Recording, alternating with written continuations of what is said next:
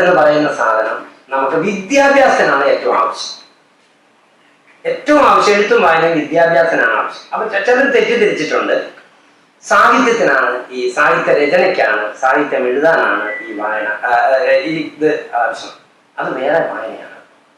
ആ വായന എന്ന് പറയുന്നത് വേറെയാണ്. ഞാൻ എഴുത്തിലേക്ക് വരുന്നത് ഒരു വായനശാലയുമായി ബന്ധപ്പെട്ട, എൻ്റെ നാട് ഉളിക്കൽ നെല്ലിക്കാമ്പുഴി എന്ന് പറയുന്ന സ്ഥലത്താണ്.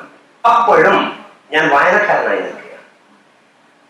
വേറൊരു വായന വന്നെങ്കിൽ മാത്രമാണ് നമുക്ക് എഴുത്തുകാരൻ എന്നതിലേക്ക് പോകാൻ പറ്റും. അത് പുസ്തകങ്ങളുടെ വായനയല്ല, അത് മനുഷ്യ ജീവിതത്തിന്റെ വായനയാണ്. മനുഷ്യ ജീവിതങ്ങളെ, നമ്മുടെ ചുറ്റുമുള്ള കാഴ്ചകളെ, ചുറ്റുമുള്ള ജീവികളെ വിലയിരുത്തുന്ന ഒരു വായനയല്ല. അത് ആ വായനയിൽ എത്തുമ്പോഴപ്പോഴാണ് ഞാൻ എഴുത്തിലേക്ക് തിരിഞ്ഞത്. എഴുത്തിന്റെ ഒരു കോംബോ ഓഫറാണ് ഉത്തരവാദിത്വം. ഞാൻ കുട്ടികളോടെല്ലാം പറയുന്നത്, സാധനത്തിലൂടെ ഈ കോംബോ ഓഫർ ഉണ്ട്, ഉത്തരവാദിത്വം എന്ന് പറയുന്ന കോംബോ ഓഫർ. അതല്ല, നിങ്ങൾക്ക് നമ്മൾ പറയുന്നതനുസരിച്ച് നമ്മുടെ വഴിയിലൂടെ നടക്കാനാണെങ്കിൽ സ്വാതന്ത്ര്യമില്ല. അപ്പൊ വേറൊന്നുണ്ട്, ഉത്തരവാദിത്വം ഇല്ല.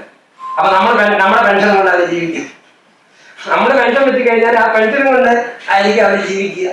ഇതാണ്. പക്ഷേ ആ പുതിയ കുട്ടികൾ അതല്ല, അത് സ്വാതന്ത്ര്യമാണ് ആഗ്രഹിക്കുന്നത്.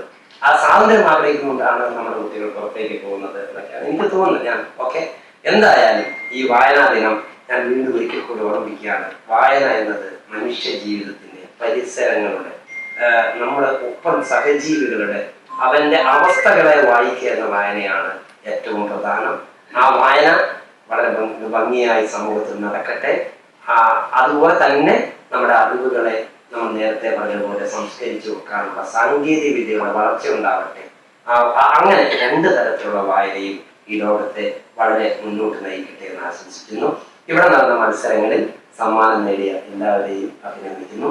ഒരിക്കൽ കൂടി എന്നോട് ഈ പരിപാടിയിലേക്ക് എന്നെ ക്ഷണിച്ചത് നന്ദി.